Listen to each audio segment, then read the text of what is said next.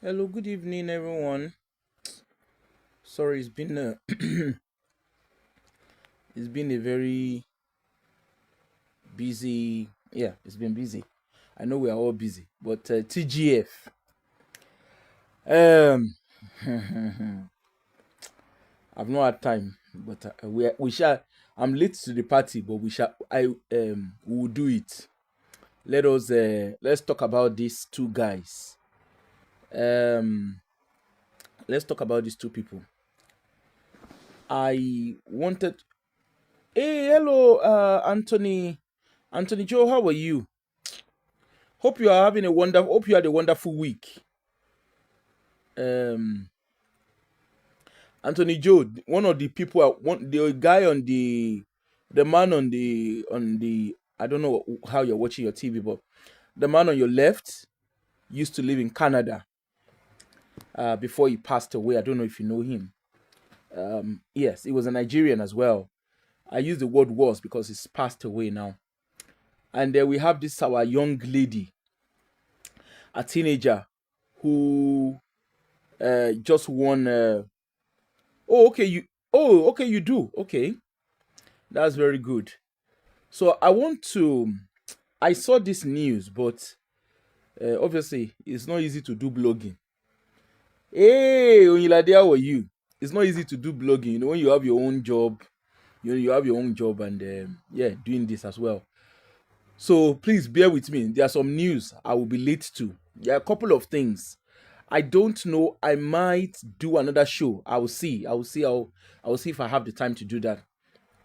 But there are lessons I want to draw from here.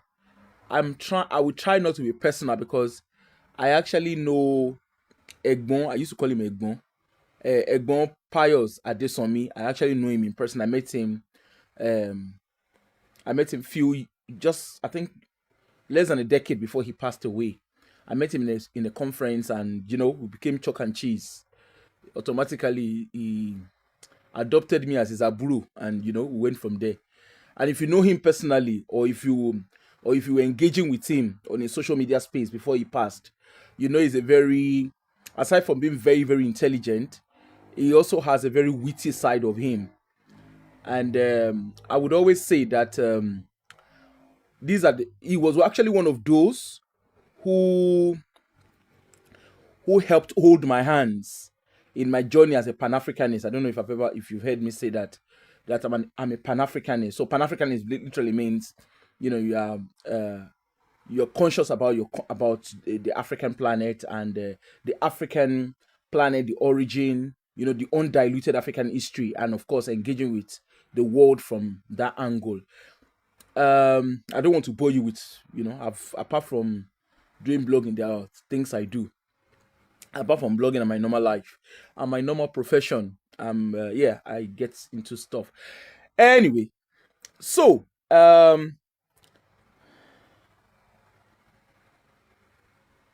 okay. Hey, hello Temi. Yeah. Yes, I that's my guilty pleasure. I really enjoy the Pan-Africanist movement. Of course there's different angles to it, but I'm very yeah, I think that has also helped inform my knowledge on how I engage with conversations or with debates. Plus I was also lucky that my maternal grandfather, he was very intentional in he's very intentional, like he was a wealth of knowledge.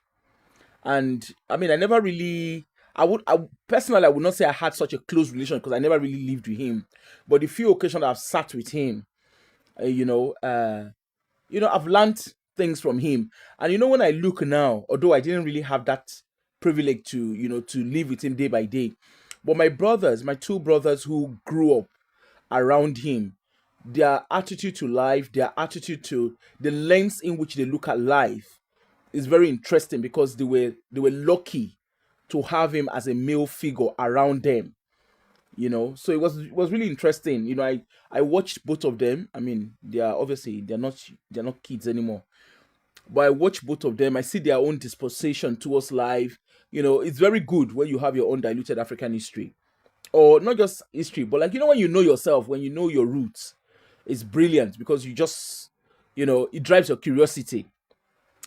So yeah, so Pius Adesomi, late Professor Pius Adesomi, he was the head of African Studies at Carleton University. Am I pronouncing it right? Please, those of you in Canada, please correct me if I'm pronouncing it wrongly. He was the head of African Studies at Carleton University in Canada. Proud to his death.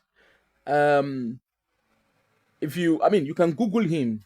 He's got extensive papers and stuff. I think the first time I can't remember. I remember well, I met him at TEDx.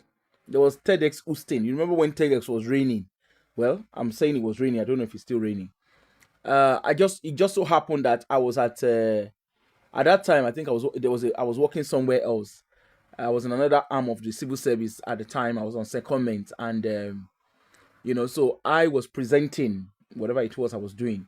So it just so happened a friend had invited me to TEDx, and it was I was the free time where they were doing the TEDx at Houston. Was just wasn't far away from me. It was maybe about 30 minutes drive, 30-40 minutes drive from me.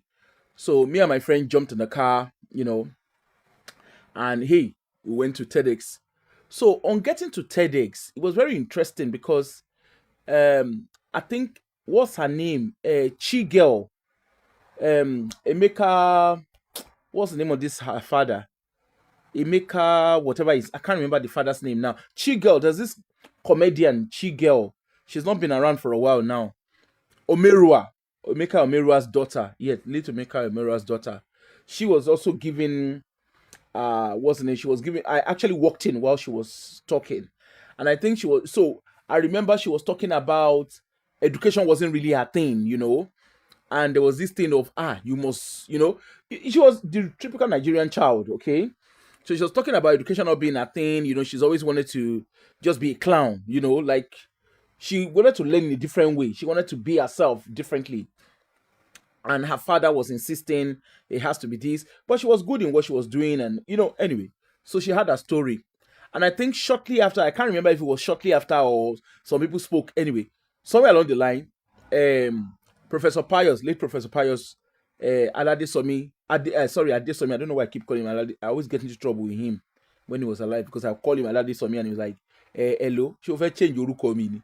If you know him one on one, you know that's his kind of thing. Anyway, so he talked about how he got. If you are interested, I mean, I think it's definitely on YouTube. I'm not 100% sure.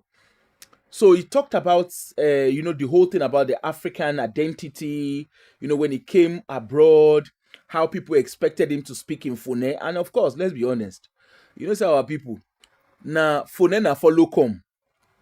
Okay, please bear with me, this is not a program to rush, sorry.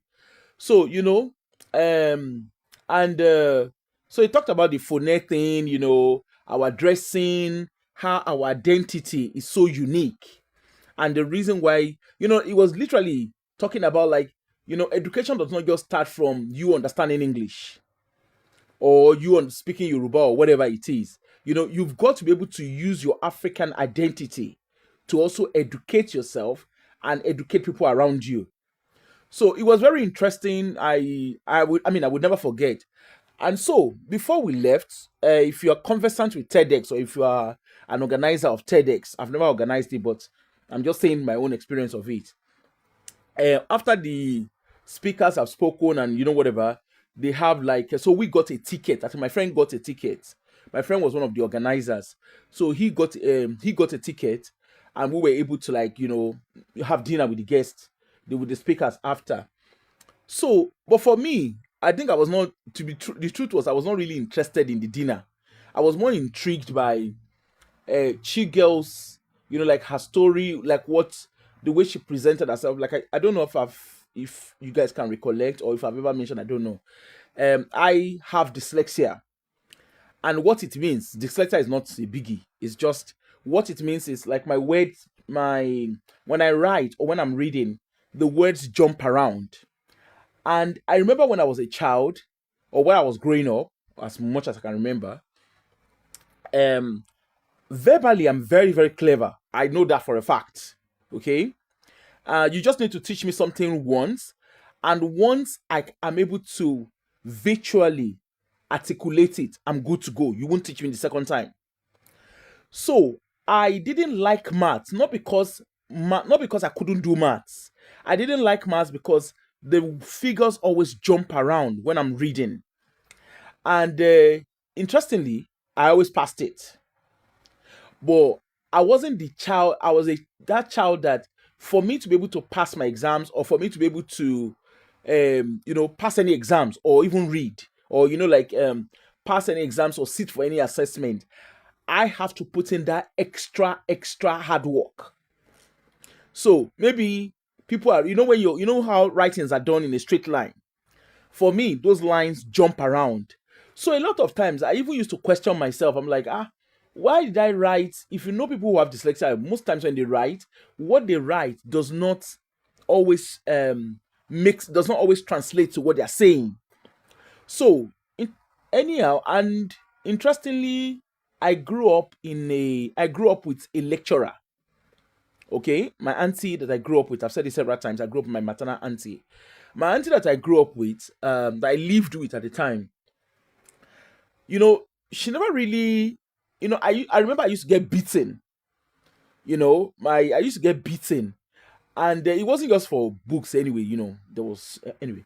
So I used to, I was always being walloped and everything, and I was naughty, and because I struggled, of course, academically I know I'm sound, but I was not that regular child that would learn in the conventional way that other children would learn.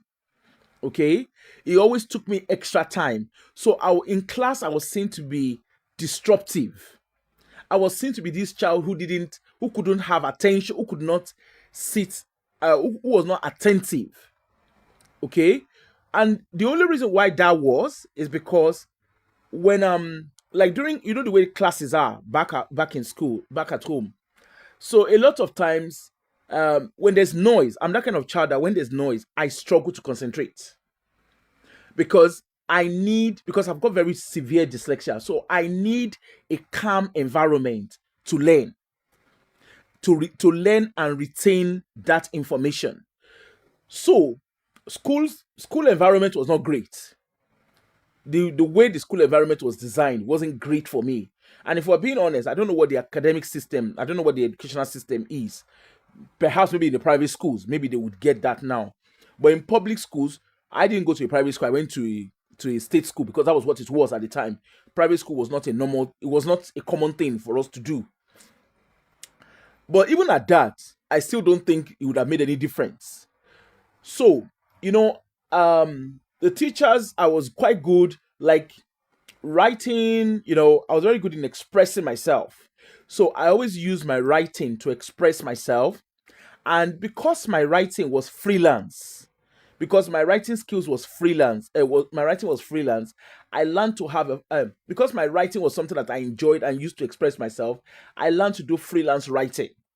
So I'm very good in like using my words, to describe something in a very witty way, but passing on my message.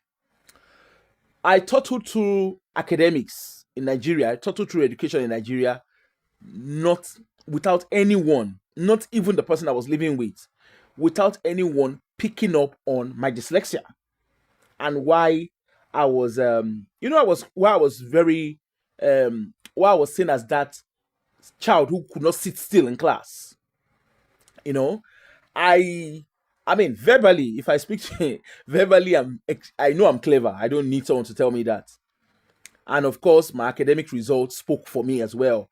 But behind those academic results was a lot of grinding. I did a lot of grinding. I did a lot of hard work. I'm not saying students don't do hard work, but if you understand dyslexia, you can go and Google about it. If you understand dyslexia, you will know that it was not an easy thing. Okay. And on top of that, then I was going through the stress at home as well, where there was just, it wasn't, home environment wasn't conducive, school environment wasn't conducive. So my resilience was just in a different level. Okay. So when I got to the UK, um, I remembered. I went to do. I mean, I still did what I was doing, but I remembered I went back to school, and on getting back to school, my handwriting. I have to be honest with you. You know that joke that they say the doctor's handwriting. That's the kind of handwriting I have. My handwriting, even me, sometimes I can't read my own handwriting. I have to be honest with you. But hey, it is what it is. But saying that, yes. So when I got to the UK, I obviously went back to school, went to do some studies, and it was while I was doing the study, I remembered very well. So while I was in Nigeria, I've learned to mask the way I've learned to mask myself, whereby I don't want to be picked upon or singled out. So um, when I came to study here, I remember one of my lecturers picking up on me, and I remember him calling me, sent an email to me, and then went to speak to him, and he said, "Okay, I think you need to do an assessment." And I was like, "What do you mean assessment?" And of course, he explained, and of course, I was in denial, and but he insisted. He said, "Look, I can see what's going on here. You do this assessment. At least if you do it, then we can put support in place for you." And of course, after much convincing and whatever, I agreed to do the assessment. So uh when I was doing the assessment, in short, I looked so stupid to myself. The assessment picked up on, those things that I couldn't even make sense of it myself.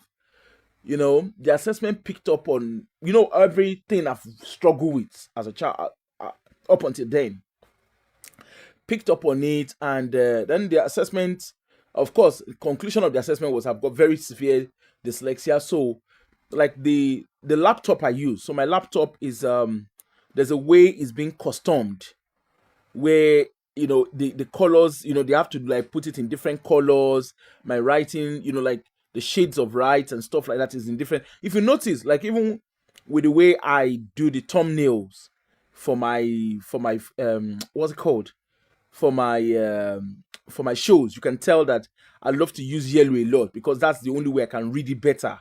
Okay.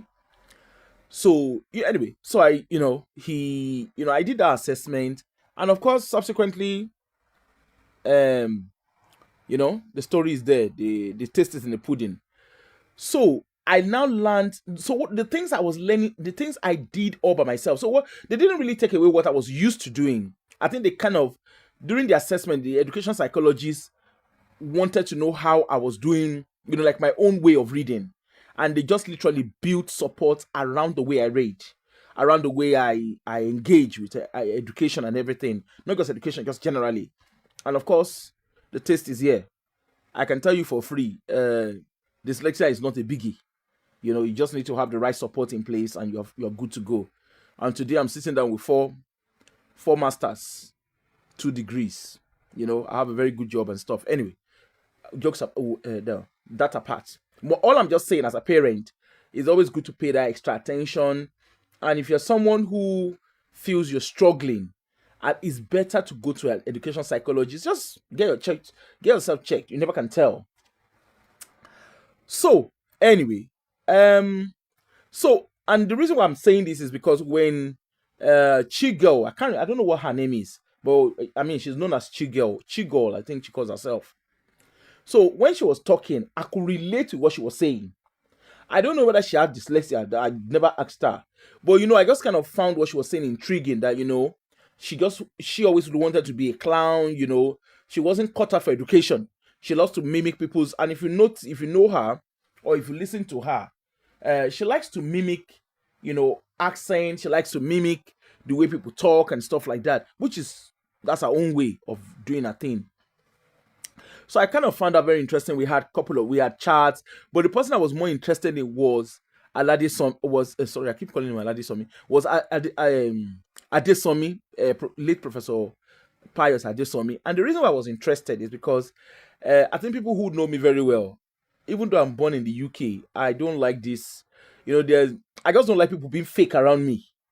There are some people that when just because they're abroad, the next thing they're like, "Oh, Yeah, now I'm not saying people should not, people should not speak through their nose, but come on, be yourself.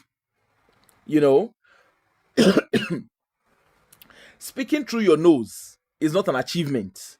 That's my views. Okay, there is nothing wrong in you having your own accent. Like I always say, even at work, I tell my colleagues, I have a colleague, I have a colleague who tries to correct me when I pronounce something, and she did a couple of times. And I said to her one day, I said, "Excuse me, I have an accent. You have an accent. I'm never going to be able to pronounce. There are some things I won't be able to pronounce the way you pronounce them, and there are some things that you will pronounce. It doesn't sound the way it's meant to. It doesn't sound the way you're meaning it to me. So I find it very rude that you're correcting me or they are correcting my accent because it's rude, and that's what the truth is. It's rude to correct people's accent.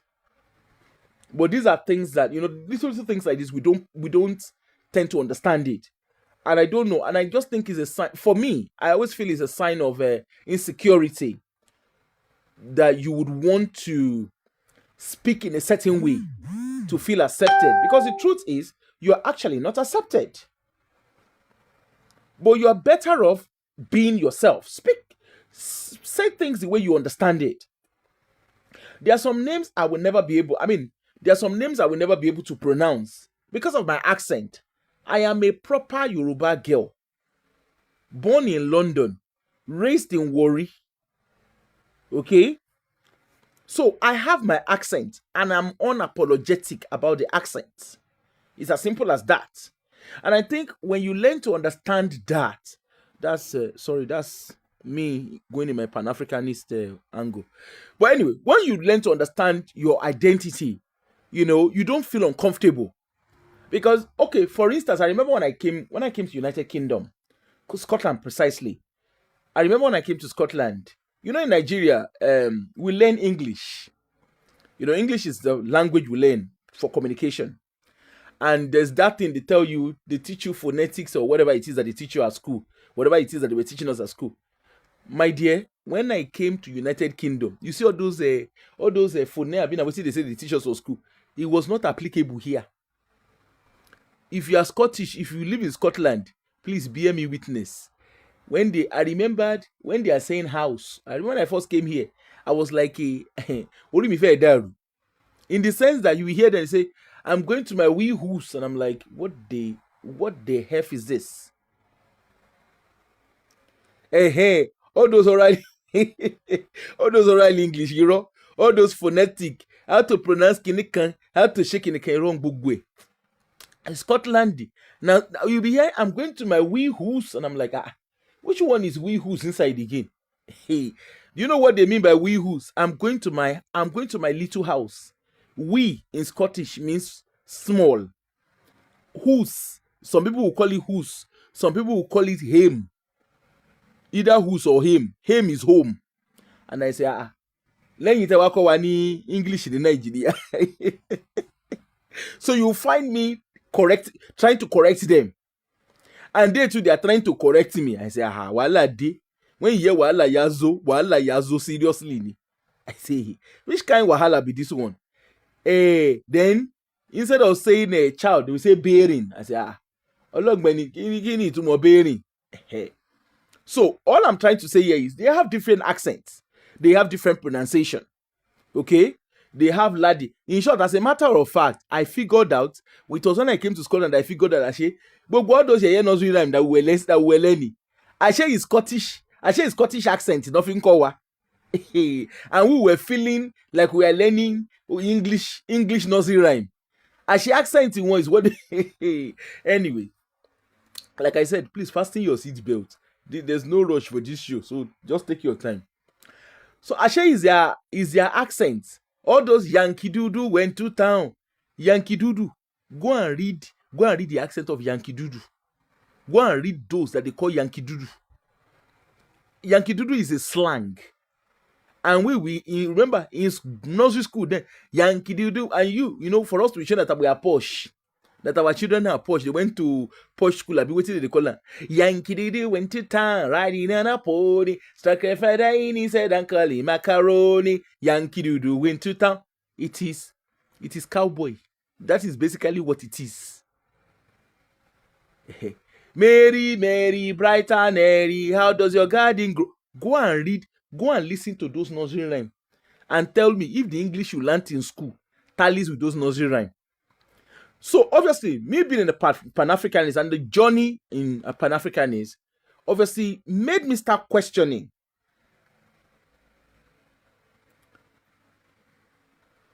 No be small salty, tell me. I said when I let me make you laugh. When I came to Scotland, I think I went to Dundee for there was a conference I went to Dundee for. And when I first heard Dundee, I say, you know, in Nigeria now, you say Dundee. Dundee, you know, like you said, Dundee na.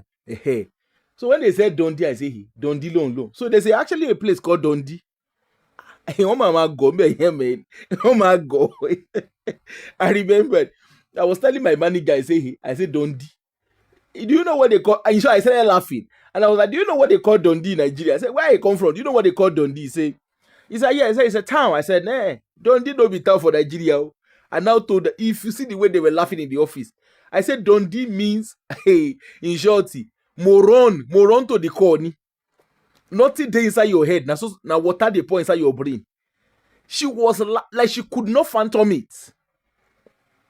I said, when they call you Dundee, in short, when they call you Dundee, it means you are just dumb. But when they call you Dundee United, it means the whole of everything around you is dummy to the core, moron to the core.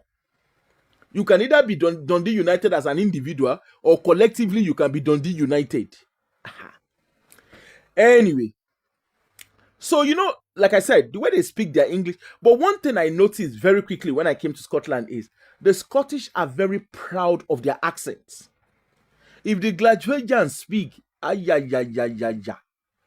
the Aberdonians they speak, the guys from Highlands and Ireland when they speak, or what be their name, or the Borders, or Edinburgh, in short, you know those English where they say they teach us for school for Nigeria. Wallahi, those English na scam. Because when you come abroad, you can't do When I first came to Scotland, the first 2 years, there is a program. If you live in Scotland, I don't know if you watch it. I remembered my very first. I went for a job interview. Now the man say, I will never forget Standard Life. I will never forget them. Now the guy that was interviewing, where do you Ken Kineka? Now I say, sorry, I don't know who Mr. Ken is. I say Ken, it means do you know? Hey, Wallahi, that interview, I fail am. When you hear Olodo Rabata Oju Eja Momo Oje, I fail am. Okay? Then, apart from even Scotland, come and hear the...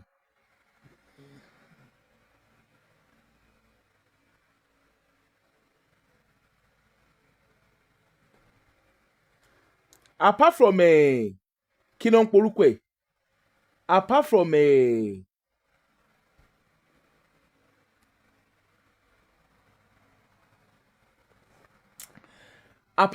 what is it called? Apart from even Scotland, the English people, go and listen to them speak. In England, they have their accent. Irish, they have their accent. See, Keir Starmer, he gets the accent. Kemi Badenoch, everybody, they get their accent. Listen to them, they all have different accents. You see those royal family, when the way they speak, that is not the reality of everybody in United Kingdom. Don't let anybody lie to you.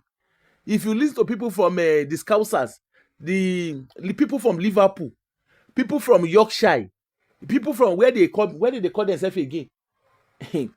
Everywhere you go in United Kingdom, they get accents. Don't let anybody lie to you that there's one I'm teaching you how to pronounce this. You say, you know, there's some people they will tell you that I want to teach you how to pronounce calm. You don't say calm, you say calm. It's a lie. It's a lie. Just like Ghanaians will say teacher. Okay? And we with Nigerians who go say na teacher. Now so it be. And of course for Nigeria, if Yoruba person won't call things, he go say na there's a way we pronounce. Igbo, there's a way they pronounce. Hausa, there's a way they pronounce. Sausa, you know, we all have our different accents. And you know, if there's anything I've learned, is when I came to the United Kingdom, when I started living there, rather, that I now began to understand the beauty of my culture. Another shock that I got when I came to live abroad was when I back in Nigeria, I was just known by my name, and that is what it was. But when I came abroad, very quickly, when you are filling your forms, for those of us who live abroad, I'm sure you would have picked up on this. When you are filling your forms, when you are filling forms, your name is even okay. They ask for your name, then they start asking for other identities. What is your ethnicity? What is your so your name, your ethnicity, your gender? You know, all of that overshadows your own main identity. And very quickly, I learned that my name is not just my identity. My ethnicity counts as my identity. But in Nigeria, it's just a very simple thing. We talk about it's just our names. Once you mention your name, it's fine. You know, nobody is really interested. Oh, yes, of course, with your name, it's easy to say, oh, this person. Okay, this person must come from this place. But that does not overshadow your identity. Nigeria, your name is the main identity. In the Western country, your skin color, your ethnicity is your main identity. Because it's not just a case of your name is Greg. Greg is Black British or African British or whatever. You know, there is that from ethnic minority. You understand? So there is that category that keeps pushing forward. Okay? So over time, I've learned that. Now, back to Adesomi. So I remember, so what he was talking about, his own experience when he first traveled abroad, you know, like his kind of food, like he was eating. They talk about like he said he would eat a and they would say, you people, your soup is different. Of course, I remember again, that kind of drew me back to when I came to Scotland, where when they said soup, I remember my neighbor, I think it was winter, and she was like, I have soup. Do you want to have some soup? And me myself, I said yes. I don't dey think of how go make eba. I be pounded yam wey I go use take chop soup. I say, actually wetin they call soup, no be wetin we dey call soup. Thank goodness I no waste my energy. Now the woman carry a bowl come, pour the thing inside. I look the woman, I don't know whether to swear for am. But that's just the beauty. So if they are so the conversation here is they are very quick to push their food. And you know, like fish and chips, you know, we eat pizza, you know, we talk about fish and chips, we talk about, you know, the Western food. Oh, like this have to eat canopy. You know, you're gonna hear canopy. Isn't a canopy? I've been a canopy. You want to eat canopy? You know, to you, you think you are being posh. But they sell their identity. If you go on British Airways, they serve their food. So the question is, why can't you eat your akara peacefully? Why can't you eat your jollof rice? Why can't you eat your akpu without feeling? You even some people, I saw a video where a lady was teaching people, this is how to eat. These are the correct way to eat. Now she carry fork and knife to cut pounded yam. I looked the video. I just begin to laugh. I was showing a friend. I said, see me see trouble. Pounded yam where I go wash my hand. Where I go wash my hand, eat the thing with my hand. Then one person at the time he say, it is not ethical. I've been like, okay, ethical. It is not ethical to use hand to eat pounded yam. I say, it is not ethical to use hand to eat pounded yam. So I will come carry fork and knife. They shop pounded yam. That is the one that makes me look posh. Oyibo gonta and copy. Oyibo they use and they shop. Oyibo, aristocrat Oyibo, Oyibo one they copy. Did they use hand they shop? Oyibo they always they use fork and knife. They drive their culture. Like the suits they wear is part of their culture. Why can't you wear your own African clothing? What stops you from wearing? In short, as a matter of fact, they know me at work. I go during summer. Now my African clothes that they wear during summer. In short, next year I even want to sew more. You know, so why must I wear English wear? Why must I dress in suits? just to show. You understand? So we're talking about the identity, and of course, because Aladesomi because Adesomi, late Pius Adesomi, shared my views. So needless to say, that particular night we had a very extensive conversation.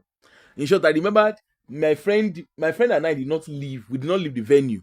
We were almost the last ones to leave the venue. Of course, we exchanged numbers, and of course, over time, we'd chat. He would call me, I would call him. He introduced me to like other Pan Africanist events. It was. I mean, he was a very very good mentor. I would say. I mean, that's my personal opinion. But again, everybody's opinion about individuals are different. But we had a very good friendship. I always call him Egbon, and that thing used to. I was like, Egbon P, what's up? Kiniko, we talk, and we always had, and on Twitter, he was always like Nigeria go better. That was his slogan on Twitter. We talk about Nigeria. We talk about politics. Again, those are things that interest me. Why can't we return back our syllabus to what it used to be? Let's teach African history. Let's teach our own diluted African history. We talked about like even our place of work abroad, how we are valued compared to how the Nigerian system values us. There's that drive. There were a lot of things we talked about, and of course, unfortunately for him, yeah, untimely, he was involved in that popular plane crash, and yeah, and is he passed away. But um the interesting thing about him was that despite the fact that yes, he is a Nigerian. I mean, yes, he holds a Canadian passport, but he is a Nigerian, and he was someone that he never he never for once ignore his primary identity as a Nigerian. If there's anybody that I've met that has been so passionate about Nigeria, Pius Adesomi was one passionate person, whether in public or behind the scene.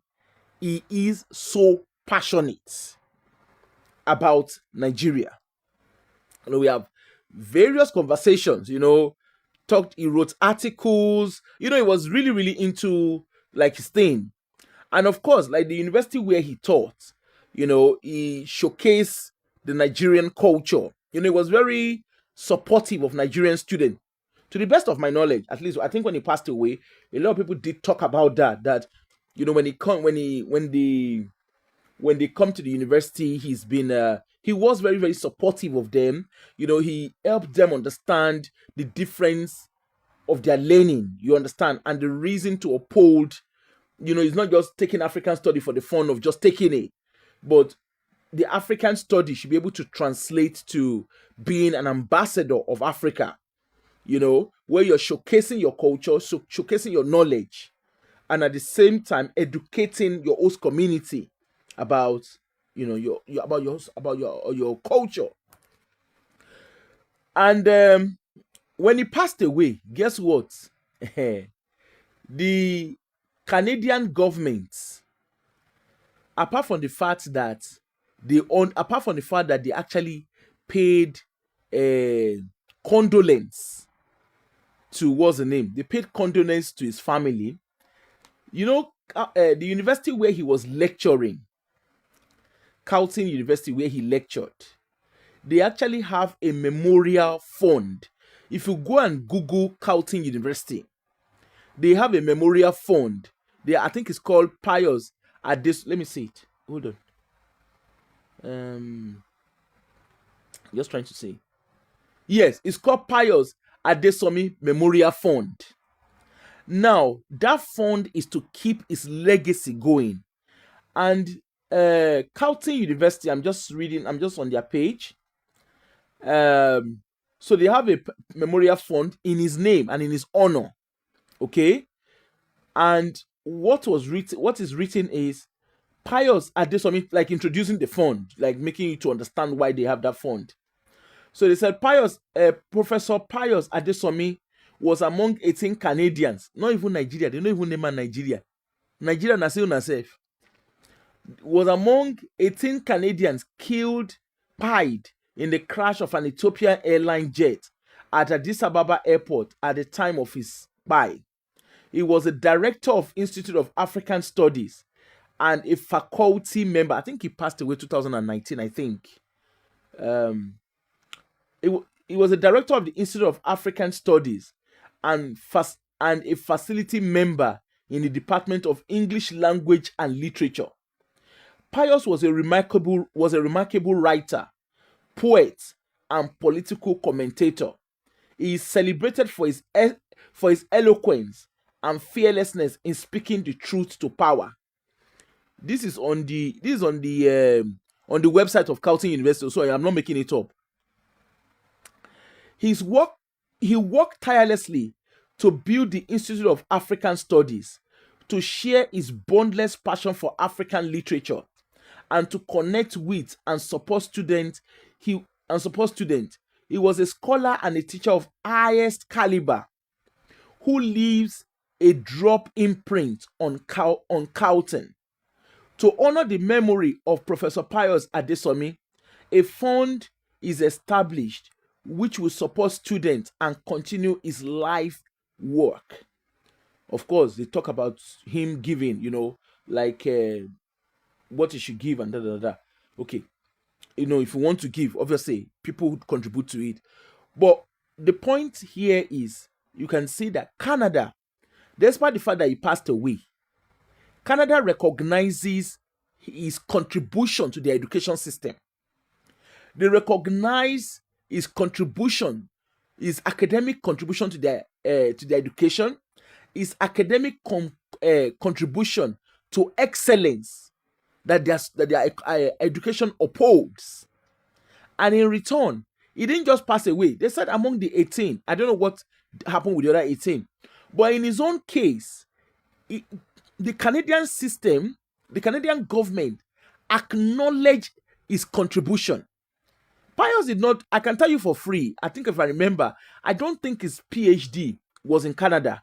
I think he actually did his PhD in America. I think, if I remember. I'm not 100% sure about that. I think he actually did his PhD in America, I think, and then subsequently moved to Canada. Either he did his PhD or his master. He sure did something. I remember, I think I remember him saying he started his study from America or something like that. But the cocoa of the matter here is Canadian system, the Canadian government recognize his level of contribution academically. And you remember, like what they said go and look at it on their page. It's there. Institute of African Study, Pius Adesomi Memorial Fund. Okay? So that means they celebrate excellence. Like every other thing, they celebrate excellence. Despite his living. Now, everybody, I'm sure people are beneficiaries. I'm sure there are students who are beneficiaries of this. And of course, on that page, they also have his video where he introduced himself, of course. I think it's just to promote that fund. But his legacy lives on. The work he has done lives on. Okay? Just like, you also have like the Robert Trust. You have different trusts. Like I went to Russell Group University. You have like different funds, different trusts and funds for various things. Now, that upholds excellence. It upholds their contribution to whatever it is that they contributed to. Now, the other bit of this, the other side of this, that's a country that understands excellence. That's a country that understands value. That's a country that upholds memory in a lasting legacy. Now, let's come to this young lady. I think her name is it Nash? Is it Nashfat? Let me see.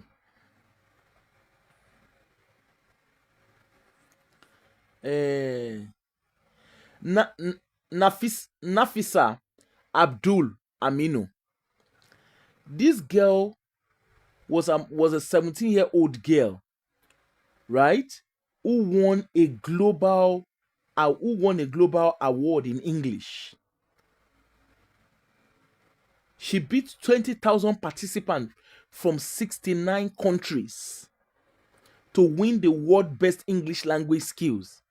And guess how your Nigerian government rewarded her? They gave her 200, she not 200,000, they said they give her 200,000 naira.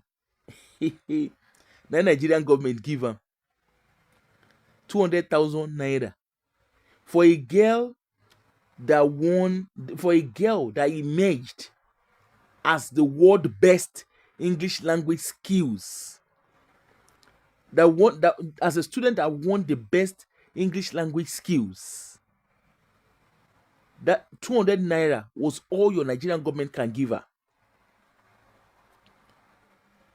They couldn't even, Abike Dabiri, that you would think she would celebrate things like this.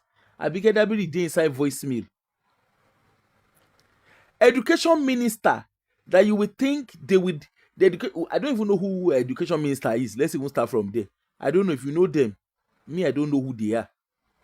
Education minister that you would think will even come out and say, that you even think the news, all the news, they will use as a breaking news. I trust UK.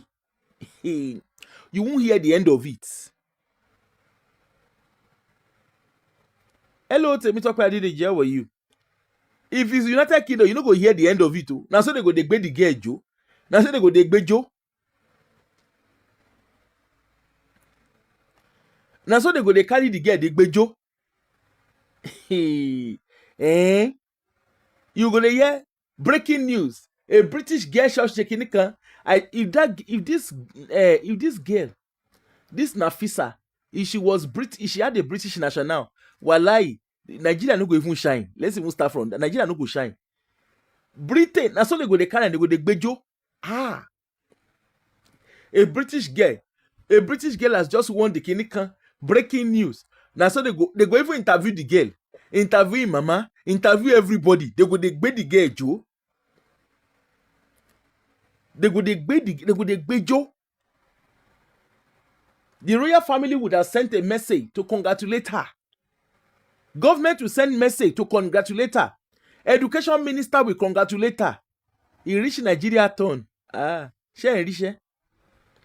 He reached Nigerian turn. I think where did I even, was it in a blog? I even saw it. And online newspapers. Oton. You would think this would make headlines. No, it will not make headline. And that's why I've chosen. And that's why I've chosen to compare these two. Late Professor Adesomi and Nafisa. I've chosen to compare them. These are two people in different countries. They have the same they have the same nationality, original nationality. One obviously subsequently became a Canadian before passing. But hey, where are we today? They gave the girl 200 naira, 200,000. As in 200,000, us in 200,000. Someone that took Nigeria to the global space. Someone that puts the name of Nigeria on a global map, on a global stage. You would think the celebrities, they will if na UK, you go don see the celebrity, they go don tweet congratulations, kiniko na lie you, they know they do. And you see, this is why I keep saying, you see, because the children of your politicians, the children of your pastors, the children of your high and mighty, their kids are not in the system, they are not in Nigerian education. They don't understand the quality, the importance of the quality and excellence of education. You know, when I say, how can people be contesting for office and their families are not directly using that system? You know, I remember somebody came hard on me.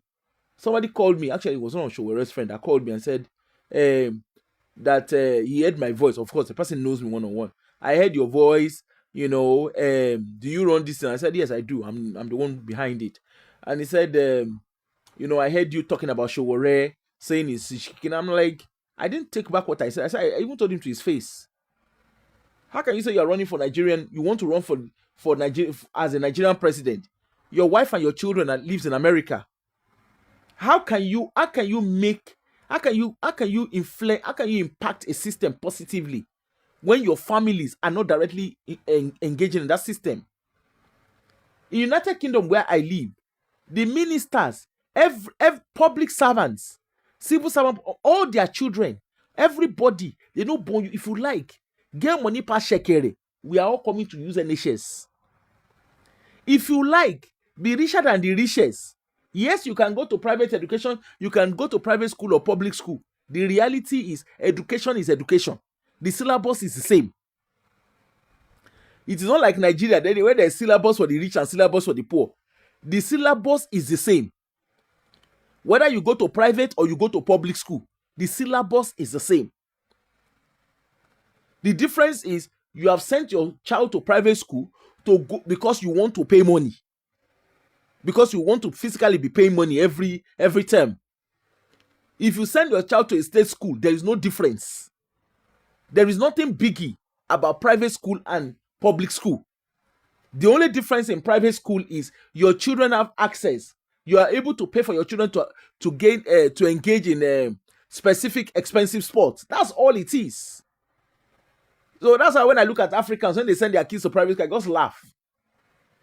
In short, I keep saying I would do a show on private school. I want to come and educate our people, particularly from a professional, from what I do, from my professional engagement.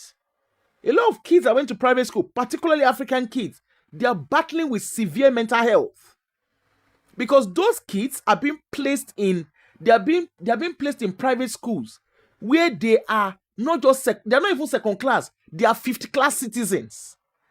These are children who cannot fit in. You send your kids there, they come back, those kids are, they're mingling with the high and mighty. They're mingling with kids who this is their natural, this is their natural life. You go and put your kids and those kids are coming back to you. You think most African parents, they put their kids in private school. Oh, I want to show that I have class. There's no class in it. A lot of those kids are battling seriously. We have one of your top Nigerian pastors. He placed his child in a private school. I'm not going to talk in a way that you know the gender of that child. He placed his child in that private school. If you know what that pikin they battle with, if you know the thing where they battle with since that pikin, that child had a mental breakdown. Because what that child, the identity that child knows, as that child got his stripped, there's a lot of bully going on in private school, particularly towards ethnic minority. And all of them were carrying I take my children to private school. My children is in this. You don't even understand what goes on there. Anyway, that private school is another story entirely. Even the rich, even the children of the rich, the indigenous children of the rich, make it be do thing. Make she if no be say na royal this thing. Make she can't tell you wetin I see for the school where she go. I been at Prince Williams. You know say Harry Ben Johnson come up for education. She been at Eton College in go. Harry Ben Johnson, you get wetin you see. Your children anyway. Let's leave it. Let's just leave that in one corner. I will come and do a proper show on private school. I'm not saying don't take your kids to private school. I'm not saying you don't take your pikin to go private school. But it's anyway. Let's leave it where it is. Now, so look at this lady. She has made Nigeria proud. Abike Dabiri that you would think she's what do you call her? She's a chairman of diaspora. I've been a major general of diaspora. I don't know the title where they give them. Abike Dabiri knows this one do. Exactly. Peter bear me tell them. Even children will go public school, they bully them. Not to not talk of people say go private school. Where we say the system there is totally different.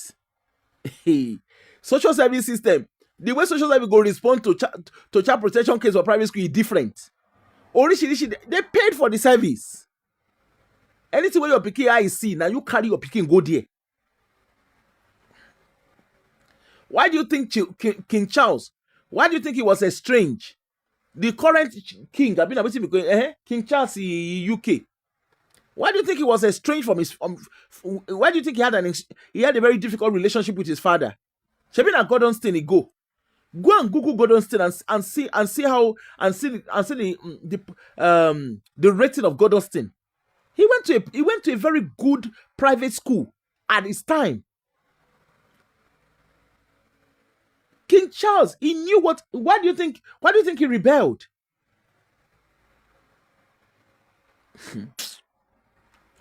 Just Karuna said, my child is going to private school, and what school is your child? Because to we Africans now everything is about class.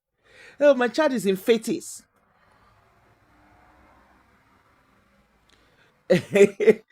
Tell me, you don't find trouble, baby. You go to hear, my child is in Fetis. My child is in Libertine. My child is in Kinika. You can't look all of them. Eshio Koko. Those children, their parents make you let those parents come. They tell you what's in their eyes see. You go see those children. They will come off. Especially all these our African kids. They will be telling their parents, your food is smelling. They then end up they end up with identity where we say even they themselves they don't fit in being black. They don't even fit in with the host community. They now begin to isolate themselves. If you know if go psychiatric care, this thing, go psychiatric hospital, go see children, go see the anyway. Everybody here go clean and small. You hear they will come. I saw one popular pastor where in Peking, in 2 children go private school. His 2 boys, they went to private school. And so the guy come. My children went to private school and Keneka. But what did that pastor not tell you? Now the cocoa of the things where I see between 2 boys when they did private school. And one of them is still dealing with that one. He's still dealing with the personality problem that that Peking gets.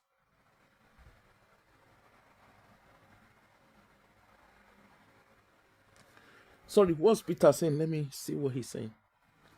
I support sending a child to private school if you have done your homework at home as a parent and you are very present in your child's life. Peter, I don't know. Anyway, I'm not. Do you mean if it's private school in Nigeria? Yes, the private school here. A lot of African parents don't understand. To them, they see private school here as a thing of class. But it's not about class. It's not about class here. The private school was set up for resilience building. Private school there's no special education you get in a private school in UK. I don't know of other countries. There's nothing special being in the private school in United Kingdom. Oh, private school here in the UK. Okay. Me, I don't tell parents to send their kids to private or not to private. My own is just, me, when I see these kids, some of the kids that went to private school, when I see them,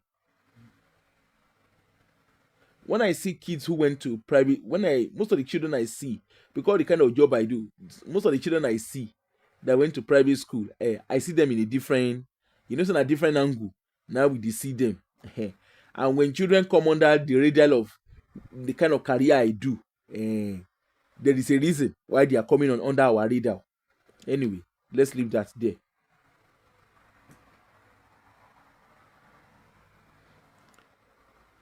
Oh, hey, Kemi, how are you? Me, I know they follow person, Yaji. Like I always tell people, now your money. I have parents that will come and meet me. What do you think? I say, it's your money. Whatever you like. They tell person how to spend the money. It is your money. Enjoy it the way you like. Spend it the way you like.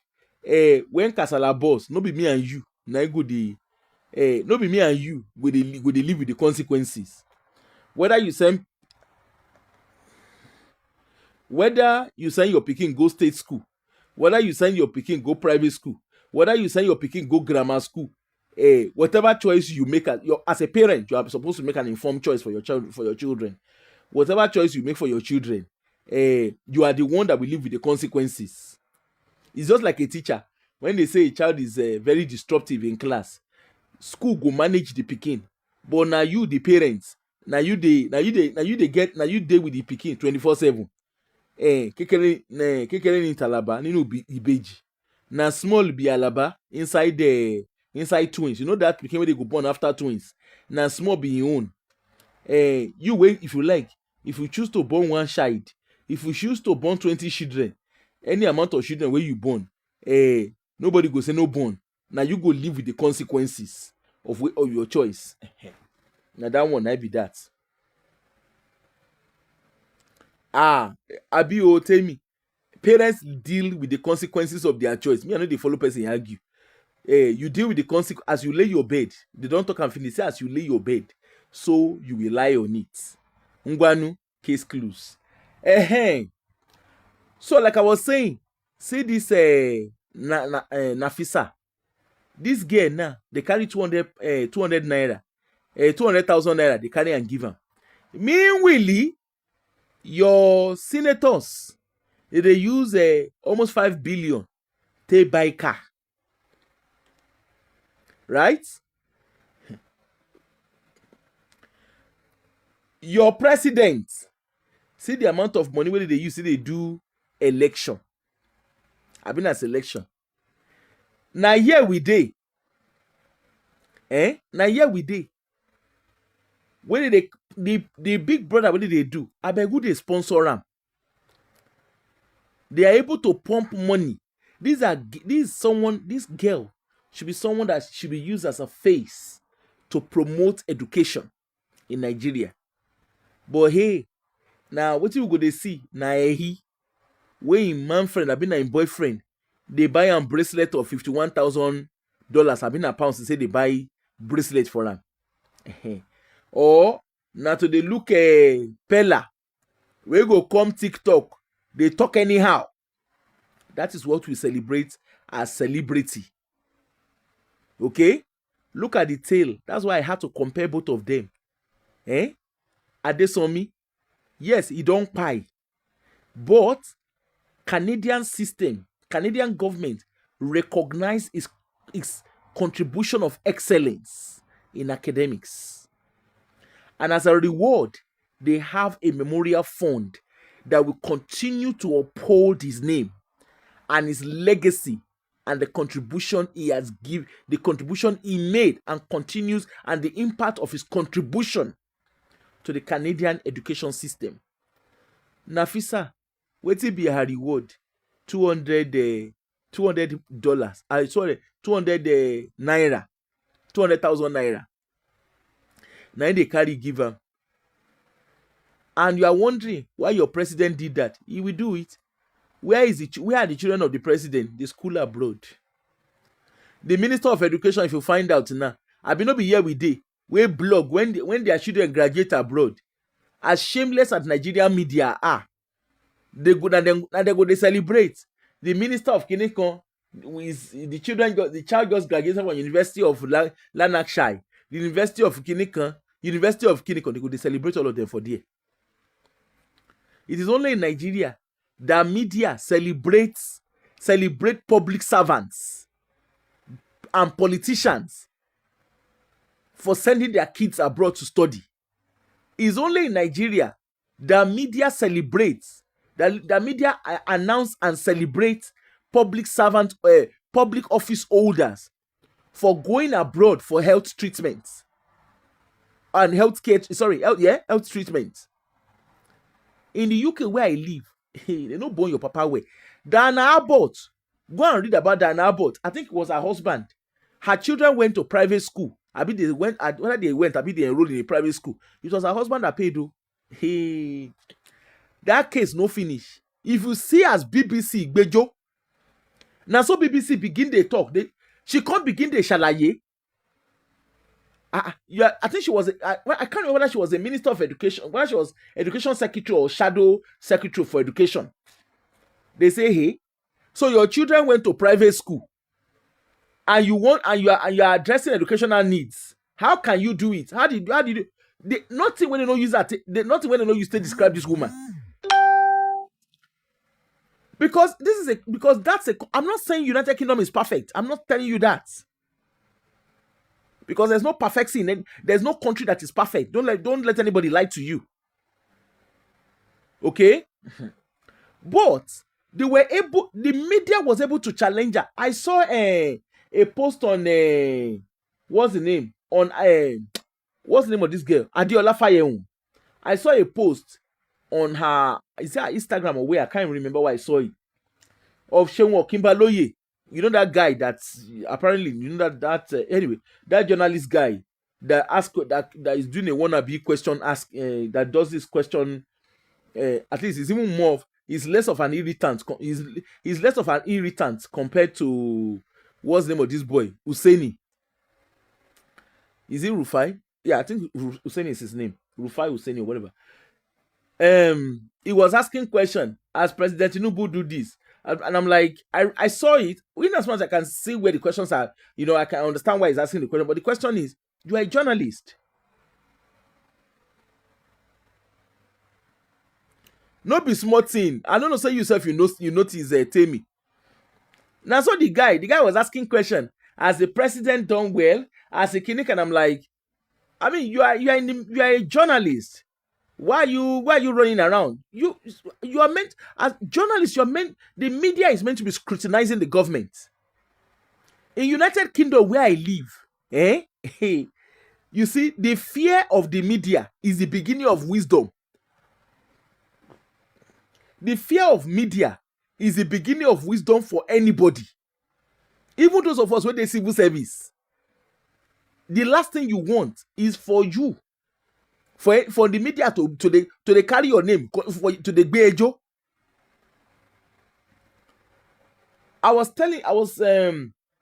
There was a case I did. I think about 2 years ago or 2 years ago actually. I did a case, a very high profile case. And I mean, like every other thing, I mean, I'm very detailed in my job. But I was also very mindful. I remember at a point something happened. And I was speaking to my head of service. And I said, you know what? Look, we're just having that conversation. So usually, after when you deal with complex cases like that, you have a brief reflection. You have like what we call it briefing. So I was saying to my head of service, I said, we were just briefing on it, and I was like, if this case had gone the other way around, can you just imagine how the way the press would have dealt with me? Because it's not just a case of this. It's a case of, that's when they will know I'm a Nigerian. Suddenly, British go come up for my name. The Nigerian, no be small thing, though. They go just analyze the thing up and down. No be small thing. So the point here is the media in Nigeria, the media has no power. Blog is even taking more power over the media. Imagine, look at what happened in Benue State. It took very dark man to go there and on ring light on them. It was only when he did that Pope from what will be the name? Pope from Vatican. He now had to call on Nigerian government. Meanwhile, the media in Nigeria, they don't see that thing carry as breaking news. But if they won't carry breaking news of Big Brother, they will carry him. I saw, is it Channel or Arise TV? I can't even remember the one out of all of them. That was showcasing what the president has done so far. Of course, campaign they don't enter campaign mood. How the work the president has done so far through the Ministry of Interior, and I'm like, why are you guys celebrating it? There's a faster way to get e-visa. Why is that a celebration? Isn't that their job? Why are you celebrating? Oh, you now get visa fast. You now get e-visa faster. That is their job.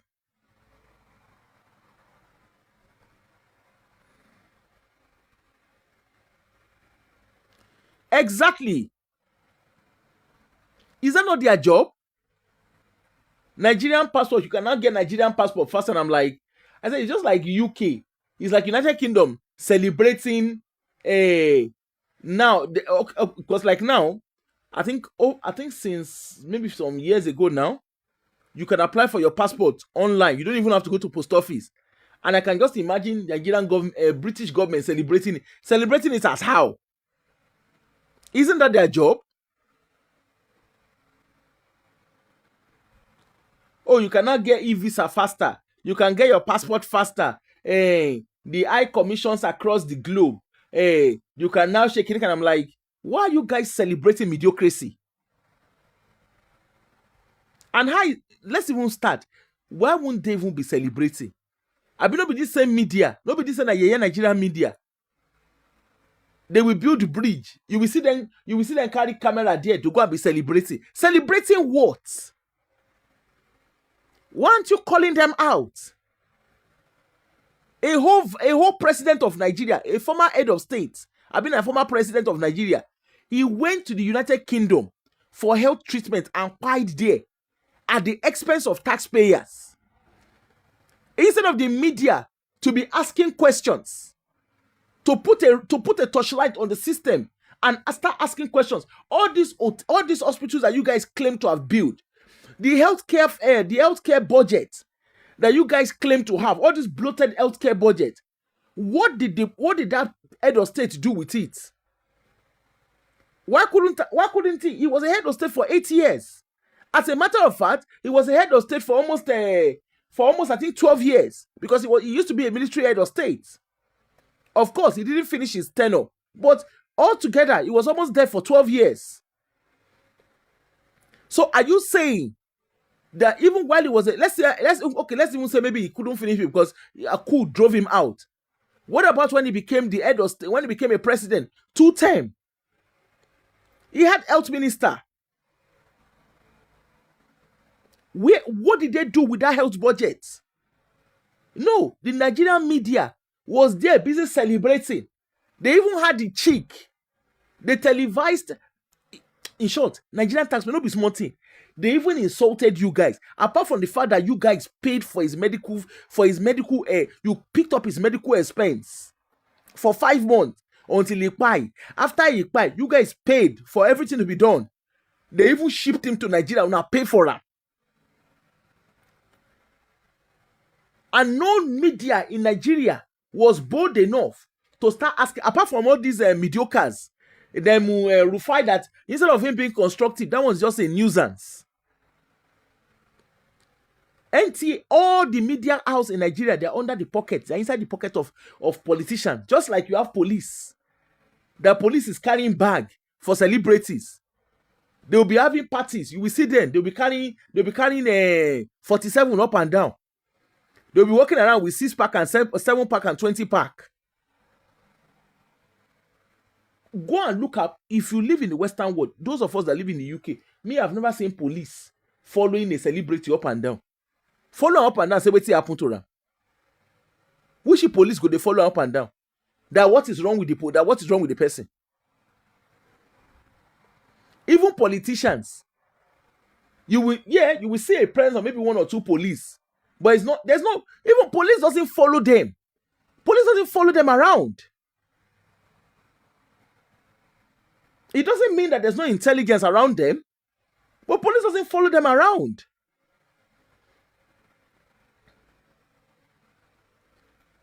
But Nigeria, we're going to celebrate what we're not supposed to celebrate. I was looking at Nigerian blog yesterday. From yesterday till now, since 2 days ago, I've been waiting.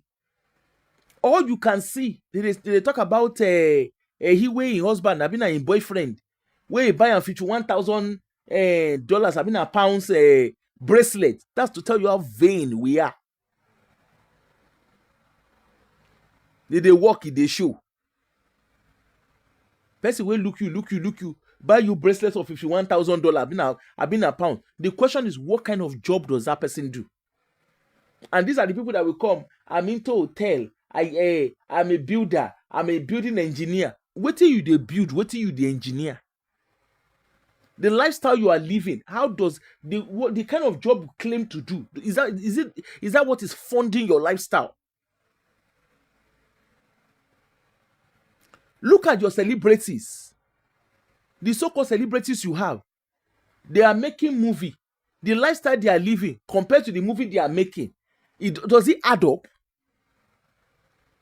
The one where say that they sing, don't get me wrong. Yes, they say there's money in streaming and whatever, but the kind of music where they sing, the music where they sing, and the lifestyle that they are living, how does it add up? I'm not saying they cannot have the money, but when you see, you need to add. Look, one thing I will ask is, compare your Nigerian musicians, your Nigerian celebrities, the kind of luxury they throw around. Compare that with their counterparts in the Western country. Most of your Nigerian big names, they can't stand. And I'm not putting them down. But when you talk about how many of them do you know in the global space? Let's be honest. How many of them will you mention their name on the global space and people will turn and say, oh, I know this person?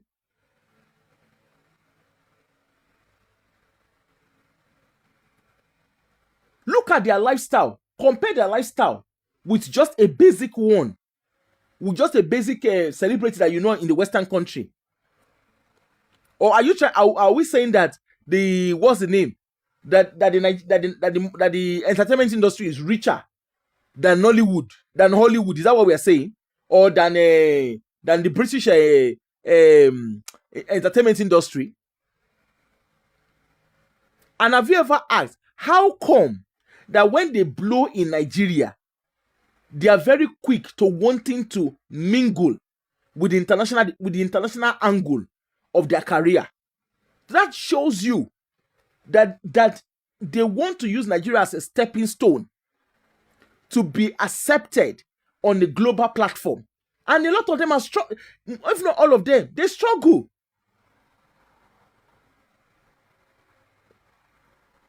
I'm not saying they're not doing well. They have done well for themselves. Look at Burna Boy. Burna Boy started with what's the name? He was singing the kind of Fela's kind of music, but in a different shade. But of course, for him to be able to win Grammy, for him to be able to cooperate, for him to win Grammy and mingle in the Western platform, he cannot do those kind of music. He needs to water down his music. And watering down his music means acceptance. Go and look at how Burna Boy started singing. It's kind of his initial kind of music, and listen to what he sings now. They are two different things. Seun Kuti is able to sing the kind of music he's singing, which is not your everyday kind of music, the Fela kind of music. He's able to sing a revolutionary kind of music because his father laid that legacy down. And he's maintained it. And if you look at it, his audience are not Nigerians. His kind of music are not Nigerian, are not the it's meant for like more of revolutionary kind of mind people. His audience are not Nigerians. Majority of his audience, majority of his shows are not in Nigeria. The same also goes for his nephew, Made, and even his brother, Femi Kuti. Their kind of music is not a Nigerian audience kind of music. But if they sing sing Ashio, Sikinika, they are a Nigerian kind of music. Seun Kuti came to come and he came to do a show. I think that was before COVID. He came to do a show in Usher Hall in Edinburgh. Do you know within 24 hours that show was announced, that venue was sold out. When I say sold out, it was sold out. And the venue is not cheap. The fees are not cheap. And guess who were there? It was mostly Caucasians. People travel from different parts of the world just to come and listen to him sing. And I'm telling you for free, his music, the entrance fee for his music are not cheap. Go and follow Seun's kind of music. You will understand where I'm coming from.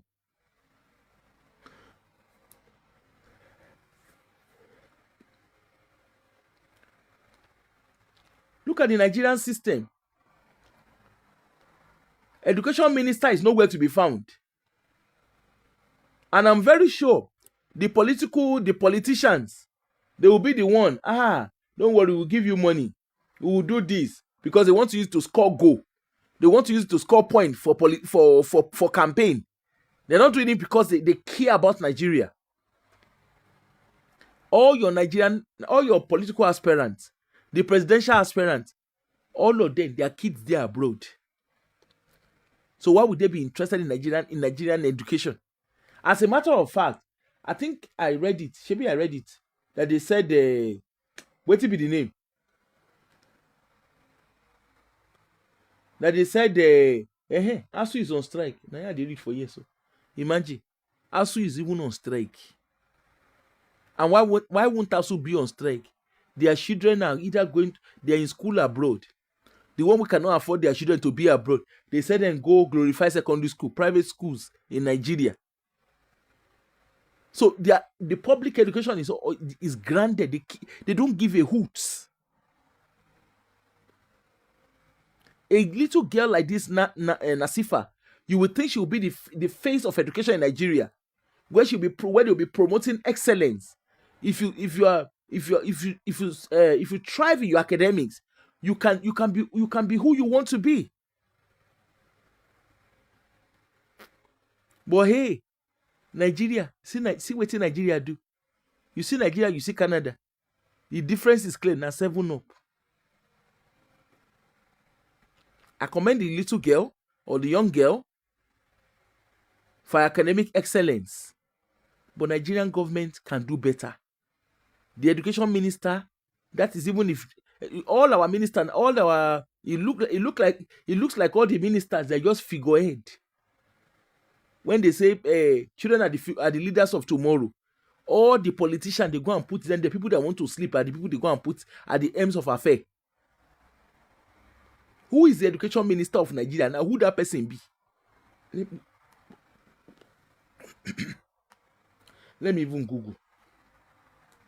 Education minister of Nigeria. If you find out now, it's most likely somebody that does not even have an understanding of education.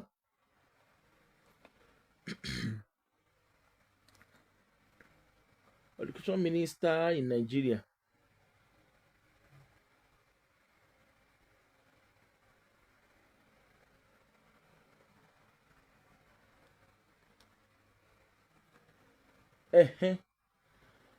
Dr.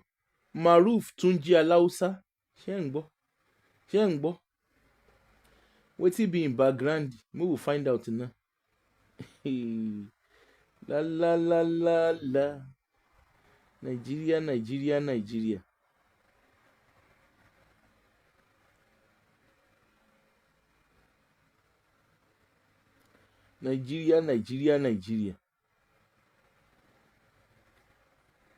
Current education minister of Nigeria. La la la la la. Nigeria. May Nigeria not happen to anybody. May Nigeria not happen to anybody.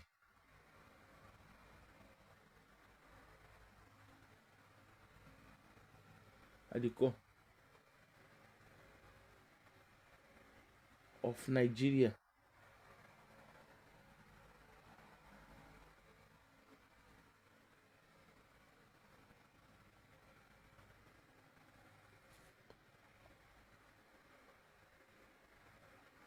Yeah, Tunji Alausa, now be the education minister of Nigeria. Just look. And of course, if you find out, he has no clue about education. If you find out now, his own children, they are probably living abroad.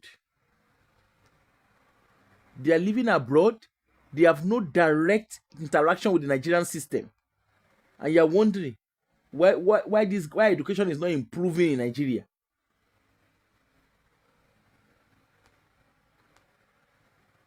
You are wondering why education is not improving in Nigeria. Now you can see, which do you prefer? Nigeria, I'm not saying go and live abroad. Of course, we are adults. But which do you prefer? Don't you think don't you think Adesomi's family, they're extremely proud of their son's nationality, being a Canadian. Forever and ever, his grandchildren, his children and unborn children will read about his legacy. Nasifa, case don't close. Now in family, I don't even know why. I don't know if his parents accepted. If her parents accepted the money, but if I'm the parent, I will not accept that money. I will even tell her, what nonsense, bloody fool, yeah. Anyway, I hope with this show, I've been able to convince you and be able to analyze the difference between Nigeria and Canada and how they are celebrated. Look at it in United Kingdom. Look at Kemi Badenoch. When did they talk in Kemi, they go say na British. When did they call wetin be the name? When did they call wetin be the name of this pikin? The name of this pikin will be Anthony Joshua. They say British. But when he reach, you see, ọmọ tó bá dáa na him be the papa. The one way bad na him be the mama. What a country we are. What a country. If na big brother now, you go don say they go don dey celebrate. They go don interview the girl, begin dey ask am question. How was your time in the house? How was your shaking? If the girl dey shake me and she now for social media, they do fracas. I been on social media fracas. You go see they go dey celebrate am. This one do education. They no see and celebrate. They don't even see and show, let alone celebrate. What a government. What a destiny killer our leaders are. Shame on the Nigerian government. Thank you for listening. Hey, let me see. Let me come back at 10 o'clock. I won't come show now. I had the show I actually wanted to do originally. I was thinking of doing that show at some point. I actually have 2 shows that I'm looking to do. Like I said, tomorrow and Sunday. If you're a parent, make a date with me. There are things we need to talk about. I'll see you later. I'll see if I can come back later. Otherwise, maybe tomorrow morning. I might do 2 shows. I might end up doing 2 shows. All right. Take care. Bye.